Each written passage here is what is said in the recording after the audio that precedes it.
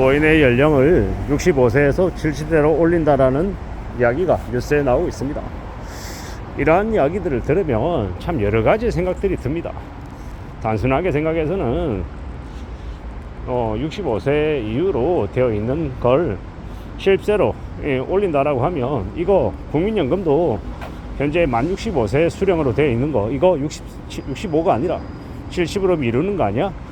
그리고 이제 여러 나이 든 사람들이 좀 더 오랫동안 일하게끔 노년에도 쉬지 못하게 만들려고 사회에 여러 가지의 것들을 좀 이렇게 의도적으로 좀 더 노인들을 더 일하게 만들려고 분위기를 만드는 거 아니야?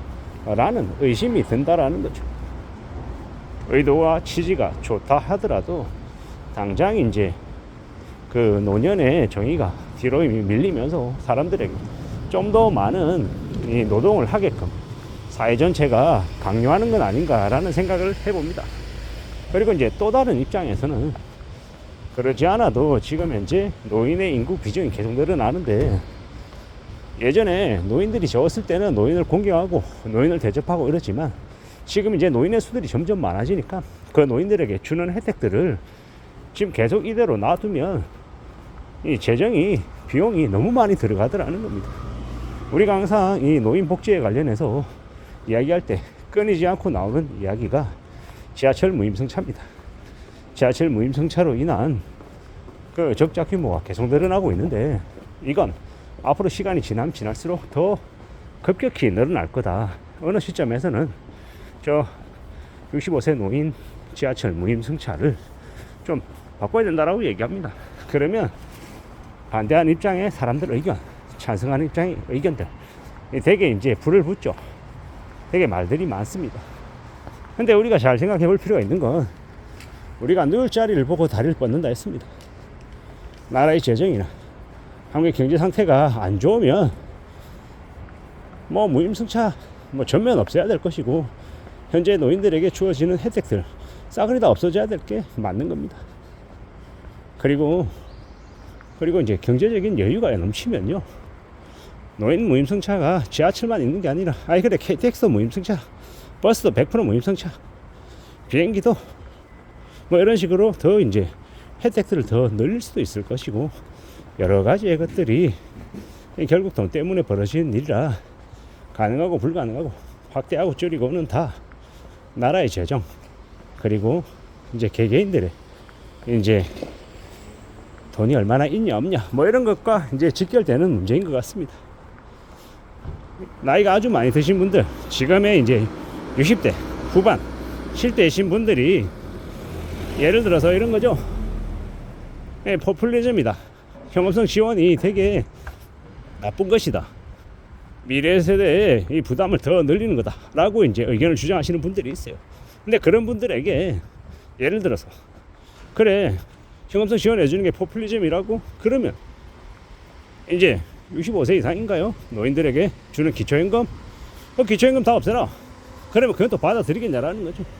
참 우리 사람이라고 하는 게 되게 희한한 게 사안에 대해서 자기는 되게 합리적으로 생각하고 또 사회를 혹은 나라를 생각한다고 하지만 자신들이 직접적으로 겪는 이익에 대해서는 좀 더 민감하게 예민하게 반응하기도 하더라는 겁니다. 결국 노인에 대한 연령을 올리는 것도 돈 문제와 연결이 되어 있는 거다라고 저는 생각하는 겁니다. 그리고 2070년이 되면 10명 중에 4.4명이 노인이 된다라고 하는데 그때가 되면 되게 막막한 거죠. 한 명이 한 명을 부양해야 되는 시기가 온다라는 건데 그러면 또 어떻게 계속 가냐라는 거죠. 참으로 충격적인 이야기가 되는 거죠. 예를 들어서 국민연금을 내는 사람이 한 명이 예를 들어 30만 원 내는데 또 다른 한 명은 예를 들어 100만 원을 가져간다고 해볼게요. 그러면 뭐가 안 맞잖아요. 내는 사람은 30 내는데 받아가는 사람은 100만 원을 받아간다고 하면 실제로는 30만 원 내는 사람이 3명 이상이 되어야 이게 플러스 마이너스가 되는 게 아닌가라고 저는 생각을 하거든요. 이런 계산법이 맞냐 틀리냐 떠나서 그냥 단순하게 생각해보면 말입니다. 결국 복지라고 하는 게 누군가가 이제 그걸 좀 더 부담하냐 어떠냐 뭐 이런 것에 따라 달라지는 것인데, 하고 싶으면 하고 내기 싫어하면 이거 뭐 말이 안 되는 거잖아요. 이제 문제가 생길 수밖에 없는 거다라고 보는 거죠. 노인의 연령이 올라가고 노인 복지에 대한 혜택이 늘어나냐 줄어나냐 뭐 이런 것들은 결국은 나라의 재정과 직접적으로 연관이 될 수밖에 없다. 나라도 퍼주려고 해도 돈이 있어야 퍼주는 거다. 뭐 이런 생각들을 해봤습니다. 그리고 또 다른 한편으로는 이 대한민국의 관료들 그리고 정치인들의 폐악실들이 너무 심해서 그들이 자기 자리에서 해먹는 것들이 한둘이 아니다라는 생각도 듭니다. 그 관련해서 뭐 공수처든 어디든 좀 엄격하게 판단하고 결정 내리고 해서 그러지 못하게끔 좀 틀어 막아야 되는 부분들도 있겠다라는 생각도 드는 거고요. 결국 우리가 살아가면서 세상 그 어디에 누리는 사람만 있고 그걸 위해서 뒤에서 땀 흘린 사람이 없으면요, 이 말이 안 되는 구조가 이제 생길 수밖에 없다라는 거죠. 우리는 주어진 현실에서 좀 더 분발하고 좀 더 괜찮아지게 만들려면은 어떻게 해야 되겠습니까? 결국은 좀 더 나은 상태로 가기 위해서 각각 자기가 처해 있는 입장에서 성실하게 살고 절약하고 좀 현명하게 뭔가를 만들어갈 궁리를 해야 되는 것 같습니다. 그렇게 지내야 그래야 원하는 것들을 좀 그래도 만들어가며 살 수 있지 않겠나라고 생각합니다. 65세에서 70세로 노인의 연령을 올린다. 아마도 이건 피할 수 없는 대세일 것 같습니다. 그러지 않으면 만 65세부터 적용되는 각종 혜택들을 다 이제 부여를 하면 노인들이 늘어나기 때문에 세금들이 순식간에 폭증하기 때문에 그에 대한 이제 문제가 또 덩달아 생긴다라고 보는 겁니다.